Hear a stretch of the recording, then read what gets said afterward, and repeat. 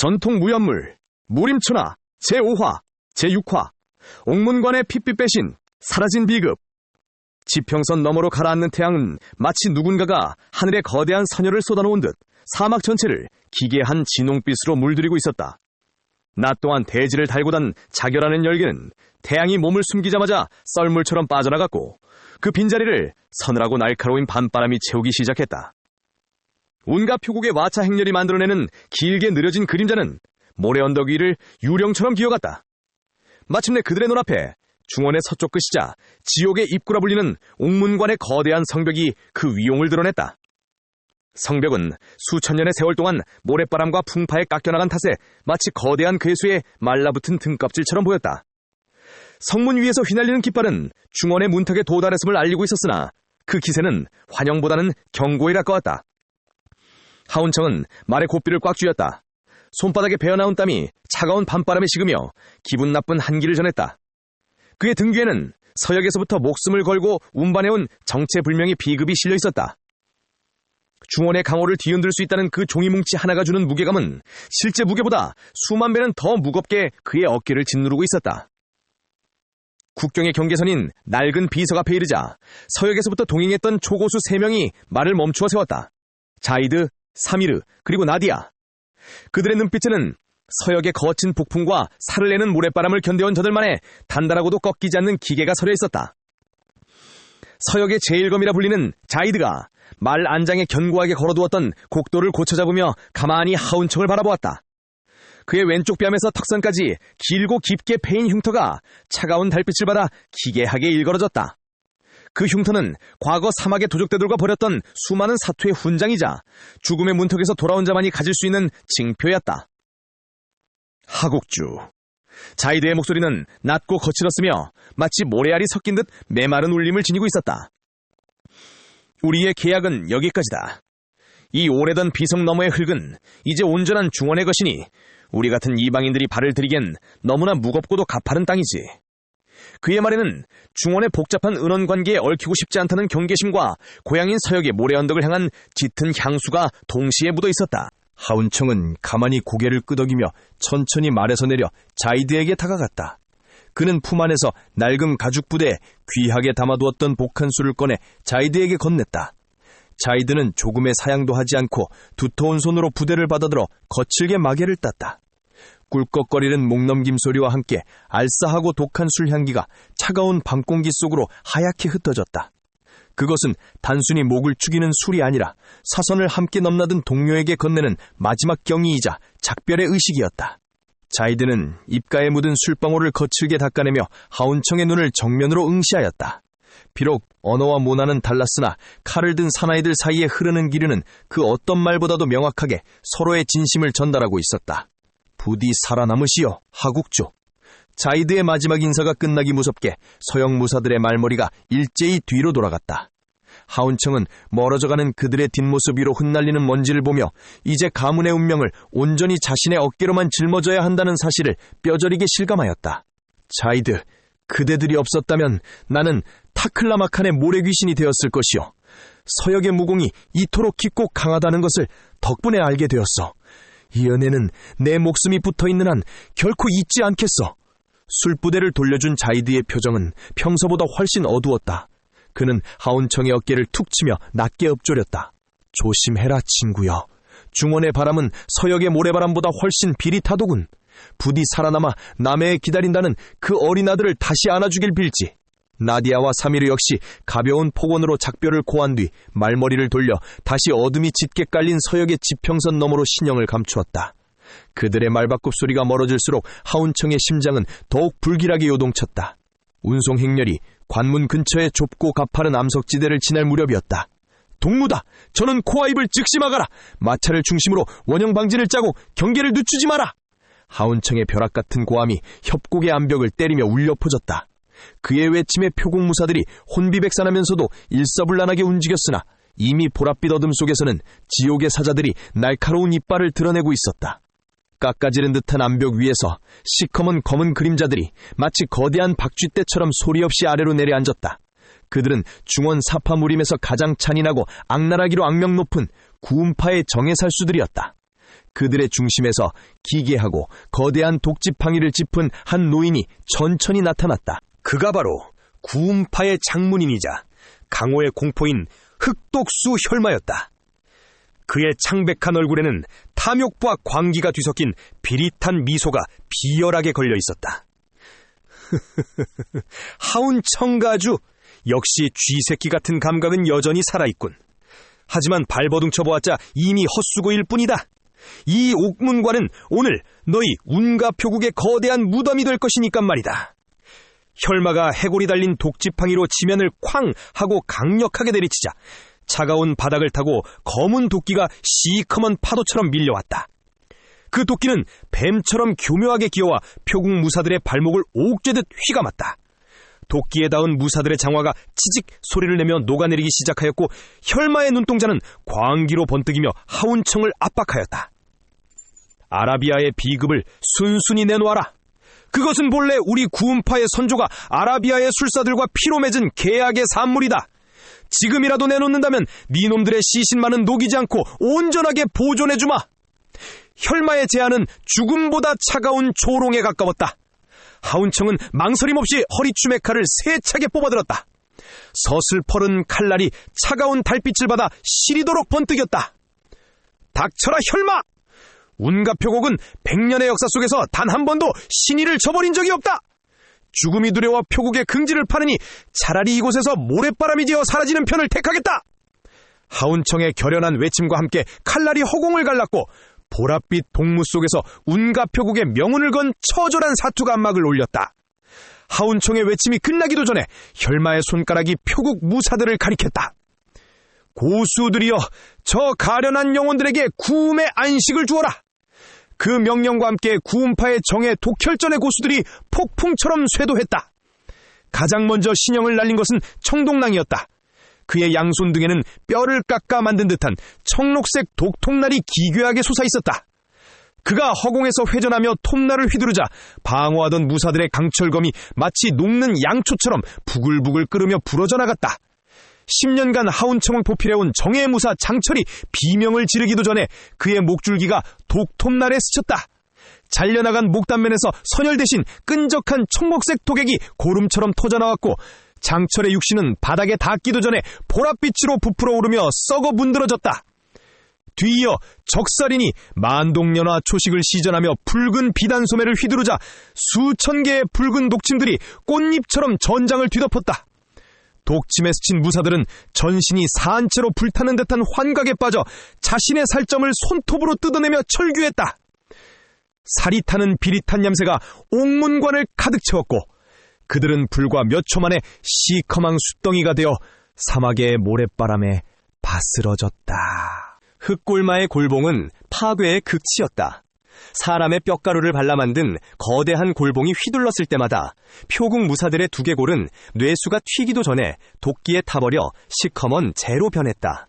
한 무사는 자신의 다리가 녹아내리는 것을 보고 광기에 젖어 스스로 다리를 잘라냈으나 이미 혈관을 타고 뇌까지 침투한 도끼는 그의 안구를 밖으로 튀어나오게 만들며 처참한 최후를 선사했다.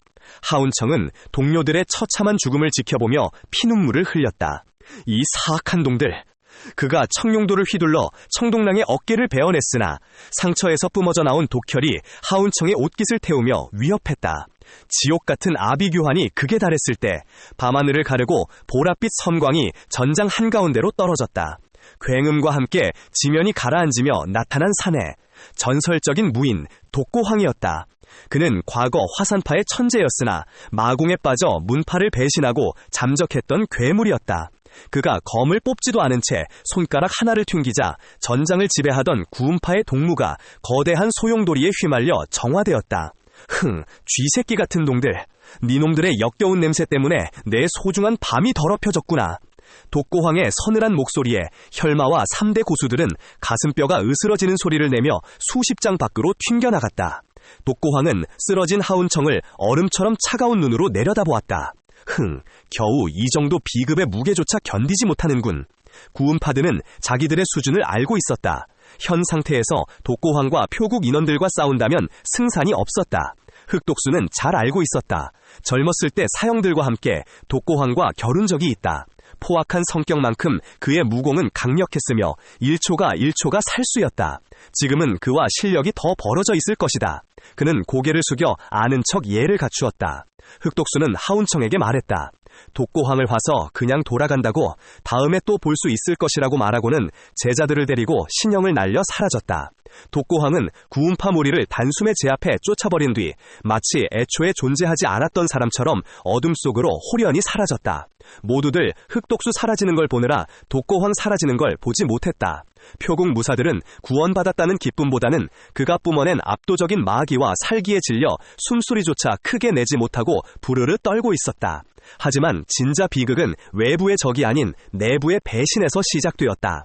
그날 밤 깊은 시각 독고황은 은밀히 표국에 전음을 보내기 시작했다. 조문백과 위철록을 수경지 뒤편 한참을 가서야 있는 거대한 암석지대로 불렀다.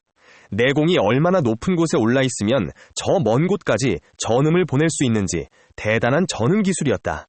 한참 후 독고황을 볼 수 있었다. 그는 인간의 가장 추악한 본성을 건드리는 방법을 알고 있었다. 독고황은 말없이 마귀가 서린 5권의 비급책을 그들 앞에 던졌다. 이것을 익혀라. 그러면 하운청 같은 고지식하고 멍청한 놈의 발밑이 아니라 중원무림의 꼭대기에 서게 될 것이다. 지금 이들이 비급을 익힌다 하더라도 지도 없이는 사성에 도달하기도 어려울 것이다. 독고황은 알고 있었다. 그도 악인이지만 많은 사람들을 죽이면서까지 비급을 차지하기 싫어서였다. 그리고 무사들을 데리고 떠나라고 말하였다. 선택은 너희의 몫이다. 하운청의 그 마지막 경고가 채 가시기도 전에 탐욕에 눈이 먼 두 장로 조문백과 위철록은 이미 이성을 완전히 상실하고 있었다. 그들은 짐승처럼 달려들어 비급의 궤를 열었고 떨리는 손으로 비급을 이리저리 살피며 그것이 진본임을 확인하였다. 눈앞에 펼쳐진 절대무악의 실체를 확인한 그들은 황홀경에 빠져 비급을 향해 경배하듯 절을 올렸다. 그리고는 마치 무언가에 쫓기는 자들처럼 책을 받아서 곧바로 인적이 드문 곳으로 자리를 옮겼다. 둘은 탐욕스럽게 책을 2권씩 나누어 가졌으나 마지막 남은 한 권을 두고 짐승 같은 살벌한 눈빛을 교환하기 시작하였다. 누가 먼저 그 마지막 비급을 볼 것인지에 대한 다툼은 작은 불씨가 되어 그들의 심장을 시커멓게 태웠다. 한쪽이 먼저 비급 한 권을 완전히 익혀 압도적인 힘을 손에 넣는다면 나머지 책을 온전히 돌려받는다는 보장이 없다는 사실을 누구보다 잘 알고 있었기 때문이었다. 강호의 비정할 생리를 뼈저리게 겪어온 그들에게 타인에 대한 믿음 따위는 이미 존재하지 않았다. 사소했던 말다툼은 순식간에 걷잡을 수 없는 싸움으로 번져나갔다. 수십 년을 함께하며 생사고락을 같이 했던 가식적인 껍데기를 단숨에 벗어던진 그들은 이제 오직 서로의 목숨만을 노리는 잔인한 악귀가 되어 있었다. 조문백은 핏발선 눈으로 위철록을 노려보며 그동안 가슴속에 숨겨두었던 추악한 진실을 내뱉었다. 위철록, 네 놈이 표국의 막대한 재물을 몰래 빼돌려 비열한 도박판에 모조리 쏟아부은 걸 내가 모를 줄 알았더냐. 감히 표국의 공금을 축내며 가문을 기만한 니놈 같은 자에게 이 귀한 보물이 어울린다고 생각하느냐. 이 마지막 비급은 오직 나 조문백만이 완성해야 할 것이야. 조문백의 고함과 함께 그의 두 주먹에는 시커먼 내공이 서리기 시작하였으며 그 기세는 당장이라도 위철록의 머리를 부수어버릴 듯 흉포하였다. 조문백이 살기가 흉흉하게 어린 눈으로 소리치며 자신의 절기인 철맥강권을 시전하였다. 그의 주먹에서 뿜어져 나온 권합이 주변의 고목들을 뒤흔들었다. 위철록 역시 창백한 얼굴로 비웃으며 쇠혼창을 고쳐잡고 소리쳤다. 닥쳐라, 이 추악한 늙은이. 너야말로 죽은 전대국주의 아내를 몰래 연모하며 밤마다 괴로워하던 추잡한 놈 아니더냐. 너 같은 미련한 돌머리가 이 고귀한 비급을 본다고 한들 그 깊은 뜻을 깨우치기나 하겠느냐. 수십 년간 쌓아온 동료애는 탐욕이라는 칼날 아래 단 한순간에 난도질당해 흩어졌다. 무려 2시즌 동안 이어진 처절한 혈투 끝에 그들은 서로의 가슴과 단전에 돌이킬 수 없는 치명상을 입혔다. 피칠갑이 된 채 거친 숨을 몰아쉬던 그때 마침 그곳을 지나가던 절대고수 독고황이 나타났다. 독고황은 서로를 죽이기 위해 개처럼 싸우다 만신창이 된 그들을 보며 싸늘하게 내뱉었다. 정말로 한심한 것들이로군. 조문백은 공포에 질려 피 섞인 침을 내뱉으며 살려달라고 비굴하게 소리쳤다. 독고황은 신음하며 목숨을 구걸하는 그들의 머리를 향해 비웃음을 흘리며 가볍게 손가락을 튕겼다. 그러자 손가락 끝에서 까만 두 줄기의 섬광인 마치 굶주린 뱀처럼 기괴하게 움직이며 둘의 머리를 정면으로 강타하였다. 단 일격에 그들의 머리를 으깨버린 독고황은 바닥에 떨어진 비급들을 모두 회수하여 어둠 속으로 연기처럼 사라졌다. 그가 떠난 자리에는 오직 짙은 피비린내와 함께 탐욕이 사라진 차가운 정적만이 조용하게 감돌았다. 다음 날 서늘한 새벽 아침이 밝았으나 운가 표국의 진영에는 불길한 정적만이 무겁게 감돌고 있었다. 가주 하운청은 밤새 돌아오지 않은 두 장로 조문백과 위철록을 찾기 위해 표국의 가용 인원을 모두 풀어 주변을 샅샅이 뒤지게 하였다. 수색대는 협곡의 음습한 수풀과 날카로운 암석 사이를 낱낱이 파헤쳤으며 하운청은 초조한 마음으로 말의 고삐를 꽉 쥔 채 그들의 보고를 기다리고 있었다. 수색 끝에 마침내 숲속 깊은 곳에서 발견된 것은 차마 눈을 뜨고 볼 수 없을 정도로 처참하게 망가진 두 사람의 시신이었다. 서로의 가슴에 치명적인 상처를 입힌 채 머리가 형체를 알아볼 수 없을 만큼 으깨져 죽어있는 장로들의 모습에 수습을 하던 무사들은 공포에 질려 비명을 내질렀다. 시신 주변의 흙은 이미 검붉은 피로 흥건히 젖어 있었으며 그들이 마지막까지 손에 쥐려 했던 탐욕의 흔적만이 차가운 대기 속에 흩어져 있었다. 결국 둘의 시신을 무거운 마음으로 수습하여 돌아왔으나 이는 표국의 몰락을 알리는 조종과도 같았다. 이제 운가 표국을 지탱하던 무력의 두 축이 완전히 사라졌으니 경비구역에는 단 한 명의 절정 고수도 남지 않게 된 것이었다. 표국에 머물던 모든 이는 한치 앞도 알 수 없는 거대한 두려움에 휩싸였다. 비록 포악하고 탐욕스러운 두 장로였으나 그들이 지닌 철맥권과 쇠혼창의 강력한 무공은 외부의 적들로부터 표국을 지켜주던 가장 크고 든든한 방어망이었기 때문이었다. 재앙을 직감한 무사들은 하나둘씩 짐을 싸서 소리 없이 자리를 뜨기 시작하였다. 하운청을 지키겠노라 맹세했던 자들도 죽음의 공포 앞에서는 신의를 저버린 채 어둠 속으로 숨어들었다. 한때 수백 명의 정예 무사를 거느리며 남해를 호령하던 하운청의 주위에는 이제 고작 6명의 충직한 인원만이 남아 쓸쓸한 그림자를 드리우고 있었다. 표국을 가득 채웠던 웅장한 위세는 온데간데 없고 오직 부서진 수레바퀴의 삐걱거리는 소리와 사막의 차가운 바람 소리만이 빈자리를 공허하게 채웠다. 그리고 바로 다음 날 그 절망의 현장에 다시 나타난 독고황은 하운청을 향해 대지를 울리는 서늘한 목소리로 최후 통첩을 보냈다. 그의 검은 도포자락이 거친 모래바람에 펄럭일 때마다 대기는 비릿한 죽음의 향기와 압도적인 살기로 가득 찼다. 곁에 남은 6명의 무사는 그 가공할 기세에 눌려 검조차 제대로 뽑지 못한 채 사시나무 떨듯 부르르 떨고 있었다. 독고황의 안광은 마치 영혼의 시면을 꿰뚫는 듯 하운청의 심장을 정면으로 겨냥하였고 운가 표국의 마지막 명운은 이제 단 한 뼘의 칼날 위에 위태롭게 놓이게 되었다. 재앙을 직감한 무사들은 하나둘씩 짐을 싸서 자리를 뜨기 시작하였고 한때 수백 명을 거느리던 하운청의 주위에는 이제 고작 6명의 인원만이 남아 쓸쓸한 그림자를 드리우고 있었다. 표국을 가득 채웠던 위세는 온데간데 없고 오직 부서진 수레바퀴 소리와 차가운 바람소리만이 빈자리를 채웠다. 하운청은 아들 운영의 얼굴을 떠올리며 마지막 생명력을 불태웠다. 운가비술, 철뇌파, 하운청의 전신이 눈부신 번개가 되어 독고황에게 쇄도했다. 계곡 전체가 백색 섬광으로 뒤덮였으나 독고황의 천막강기는 난공불락이었다. 독고황의 검은 손톱이 하운청의 가슴을 뚫고 들어가 심장을 움켜쥐었다. 하지만 여기까지다. 콰식, 뼈와 살이 으스러지는 소리가 계곡에 메아리 쳤다. 하운청은 입가에 진득한 선야를 흘리면서도 마지막까지 굴복하지 않는 눈빛으로 독고황을 노려보며 아들의 이름을 나직이 을조렸다. 옥문관 너머 깊은 계곡에는 차가운 새벽바람만이 임자를 잃고 흩어진 시체들 사이를 쓸쓸히 훑고 지나가며 기괴한 곡소리를 내고 있었다. 대지는 이미 검붉은 피로 흠뻑 젖어 제 빛깔을 잃었으며 부서진 마차의 잔해만이 한때 이곳에서 벌어졌던 참혹한 혈투를 증언하고 있었다. 남해의 번영을 상징하며 한때 중원을 호령하던 운가 표국은 그렇게 차가운 모래바람 속에서 역사 속으로 허망하게 사라졌다. 전투의 소음이 잦아들고 한참이 지난 후에서야 협곡 입구 쪽에서 대지를 울리는 요란한 말발굽 소리가 들려왔다. 뒤늦게 소식을 접한 황실에서 정의 호위 무사들을 대거 급파한 것이었다. 수백 명의 호위 무사가 먼지를 일으키며 현장에 도착하였으나 그들이 마주한 것은 오직 싸늘하게 식어버린 시신들과 부서진 깃발뿐이었다. 이미 모든 상황은 끝난 뒤였으며 구원의 손길은 너무나도 늦어 있었다. 황실 무사들이 미친 듯이 현장을 수색하였으나 황실의 운명을 바꿀 수 있다던 아라비아의 신비한 비급들은 흔적도 없이 사라진 뒤였다. 비급을 품었던 괴는 도끼로 찍힌 데 처참하게 부서져 있었고 천하를 뒤흔들 절대 무학의 정수는 이제 독고황이라는 어둠의 손에 넘어가 강호를 거대한 혼란의 구렁텅이로 몰아넣을 준비를 마친 상태였다. 호위 무사들의 대장은 참혹한 광경 앞에서 망연자실하며 칼자루를 쥐어짜듯 붙잡았다. 사라진 비급과 멸문한 운과 표국, 그리고 가문의 명예를 위해 목숨을 던진 무사들.